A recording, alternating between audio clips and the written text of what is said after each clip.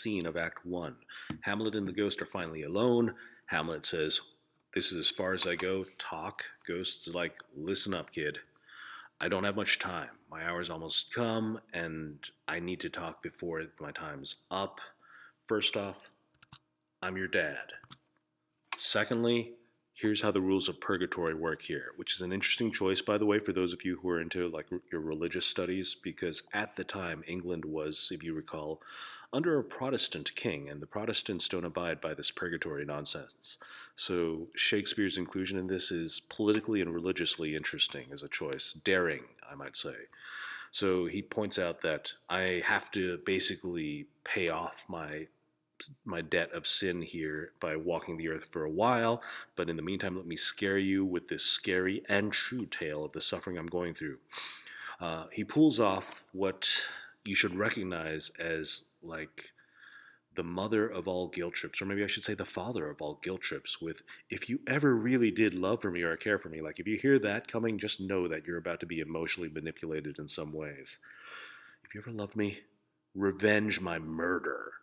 So we've gone from what was initially thought to be an unfortunate death, but nothing really suspicious. But the ghost here now confirms for him, "Hamlet, this was a foul murder. It was premeditated. Somebody killed me. I should be alive right now." Hamlet's like, "Tell me this so that I can sweep to revenge." And you should note Hamlet's reactions because the guy's like a seesaw when it comes to his emotional state. Right now, Hamlet is just eager and filled with bloodlust, ready to do Ghost Dad's bidding. Ghost says, "Good. You seem like you're a good, tool for the purpose. Probably not tool, but, instrument, shall we say. So hear this. While I was sleeping back in my garden, I got stung by a snake. At least that's the story that's been given out.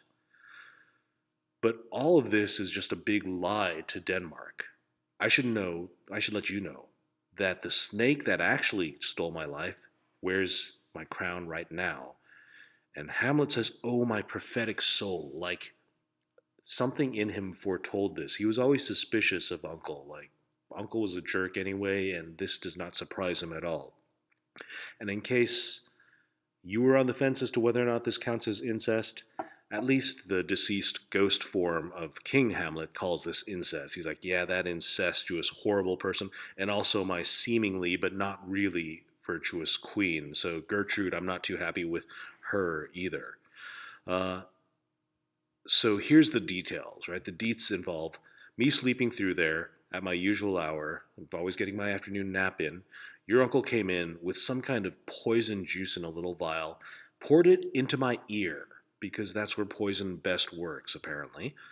And the effect of this poison was to cause human blood to curdle up into like some thick yogurt like thing. It's pretty disgusting, but also bad for your health because obviously the blood should be able to flow through you to deliver oxygen to your various cells. Like we all know our basic human biology.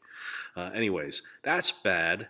And to make things worse, and here's where the Sunday school parts come into play again, I was cut off in the blossoms of my sin, not allowed to make a reckoning, but sent to my account or my judgment with all of my imperfections. All my sins are on my head. If you recall from things like watching people on TV and movies go into a confessional booth, there's a reason for all this pomp and ceremony. You need to be able to talk to a priest. You need to be able to take communion because God has a very strict entrance policy when it comes to heaven. And if you try to enter through those gates without a clean soul, in other words, you still got sins that you have yet to confess or be forgiven of, you are not allowed to go there. Do not pass go, skip the line, and go directly to hell. And, or in this case, really purgatory, which is where Ghost Dad says that he's at. So don't let my bed become some bed for incest, which, by the way, it probably has already been there if we're counting this as incest. And also, I have a condition about mom. Even though I'm not happy with her, leave her to heaven. Let her guilt, the guilt in her heart, sting her, but don't touch her, don't get revenge on her. Revenge strictly for my brother, that jerk face. Remember me, bye bye. All right, Hamlet is left understandably upset, distraught, really.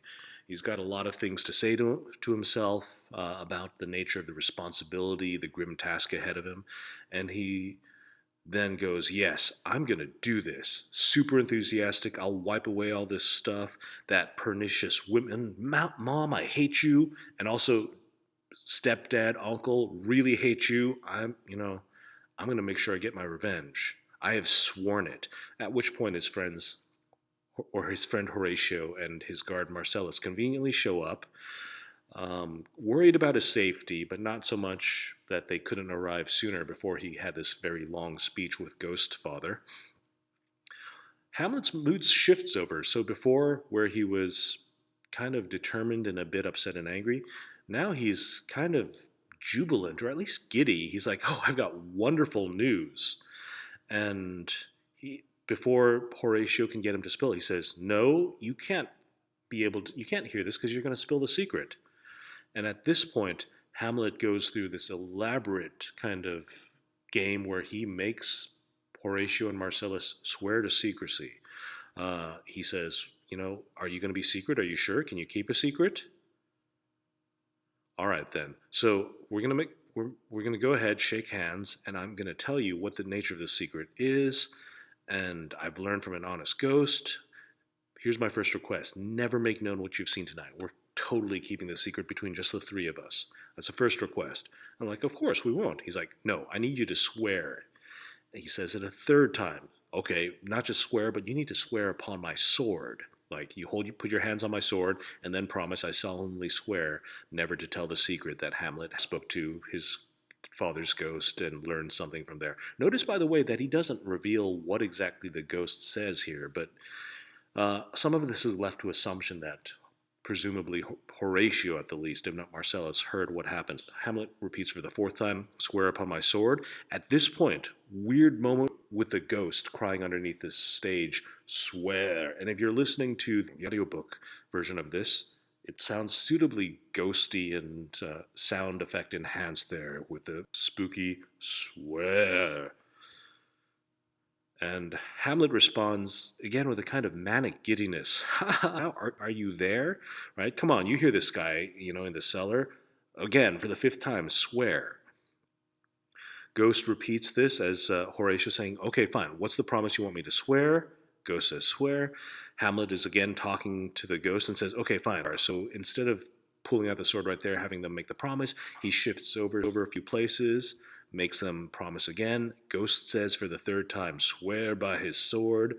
Hamlet's kind of delighted. Well said. Calls his ghost dad a mole who's working in the earth so fast. And Horatio has observation that this is a wondrously strange thing.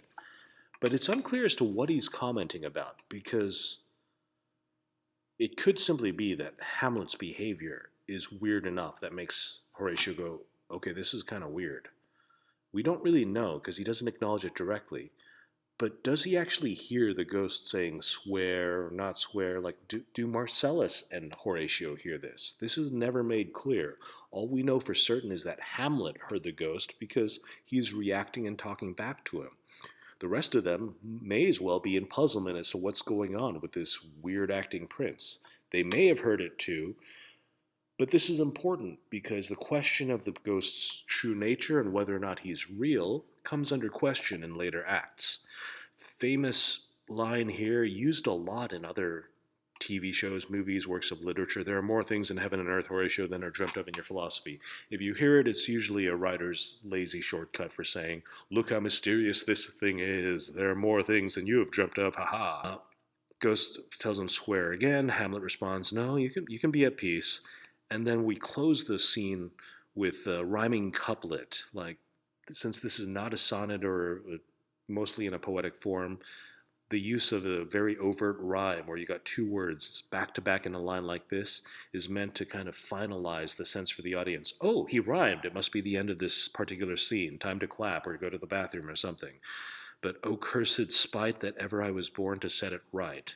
Hamlet's left with this observation that, man, it sucks that it's on me. Now what am I supposed to do? So he's kind of a bit toned down from his previous giddiness, jubilation, and shock at learning of the fate of his ghost father, as well as what he has to do in response to that.